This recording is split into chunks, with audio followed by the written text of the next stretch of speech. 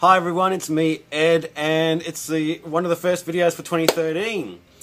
What I wanted to talk about was probably a lot of topics that you guys have sent through and asked me to do, and I'm sorry for not being able to get through these videos this year. I thought it was going to be quite a year and it hasn't been. So let's start off with one of the first questions. One of the first questions that I think Sharon asked me was awareness, and how to be aware of what's going on and how to plan your year. So this is what I've got to say. It is really important to be aware of where you're at, where you want to be, so that you know and you can plan the train tracks, your path to where you want to go. But the only way to do that is to actually be aware of your surroundings, aware of what's going on. So I think first of all, what you have to do as a salesperson is be aware of your market. The market's a market, you can't change it. So whether it's booming, not booming, or listings are selling faster than not, you just have to be aware of it because it's a numbers game. So understand your market. You need to go out there and find out how many listings are for sale, how many listings turn over in a month, and then you've got to, once you track that, we track it every single month at the start of the month, but once you track that for, say 2 or 3 months, you'll start to get an idea on what the percentage turnover is.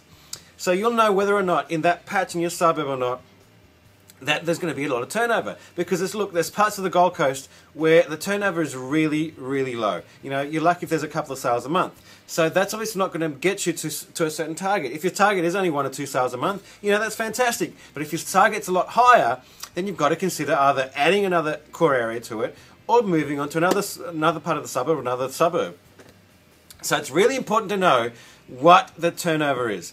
Then once you know what the general area is, obviously you can manipulate those figures. So you have to be aware of your own stats, your own figures. So how many appraisals do you need to go before you actually get called to a listing? And how many listing presentations do you do? And how many do you actually get? So do you turn up to 5 and get 5? Or do you turn up to 5 and get 3? Because obviously if you need to start listing a certain number of properties, then you need to know how many listing appraisals you have to go to. So then you just basically work and get an appraisal. So I think it's really important to be aware of where you are at and where you want to be. So the other important number, which I want you to work out, is wherever you want to be. So, whatever your why is, I'm not going to cover that now, but whatever you want to be for the year, whether you want to be $100,000 or you want to be $50,000, let's just say it's $100,000.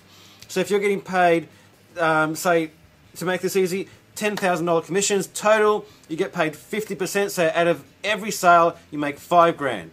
So for you to get $100,000, you're going to have to sell $200,000 worth of commission, which is at $10,000 a com, that's 20 sales. So, okay, how do I work back and say, how do I get 20 sales for the year, and that'll get my figures? So you just got to do that and go, okay, well, to get 20 sales, I probably need 40 listings. So how do I get 40 listings? Well, I've got to go and basically list 1 house a week. So you start breaking it down and it really becomes easy. So just be aware of where you're at, what the market's doing, and where you have to be. And apart from that, then you can start setting your goal. And you know what? When you set your goals, you don't need pages and pages and pages for a goal plan. A goal plan can just be as simple as a 1-page columns of what we were talking about just then. Make it simple so that way you can keep an eye on it. Have it on your desk somewhere. Have it up on your wall or have it on your desk so that you can look at it every day and say, am I on track? Hopefully that helps you out with the awareness questions. Guys, keep throwing the questions in. I've got about another 12, I think, that you guys have answered, so I'll do some more videos on that. But throw them at me. And as always, if you found some value in this video, please click like and also share it so that other real estate agents can see and hopefully expand their careers as well. Chat to you soon. Thanks for watching.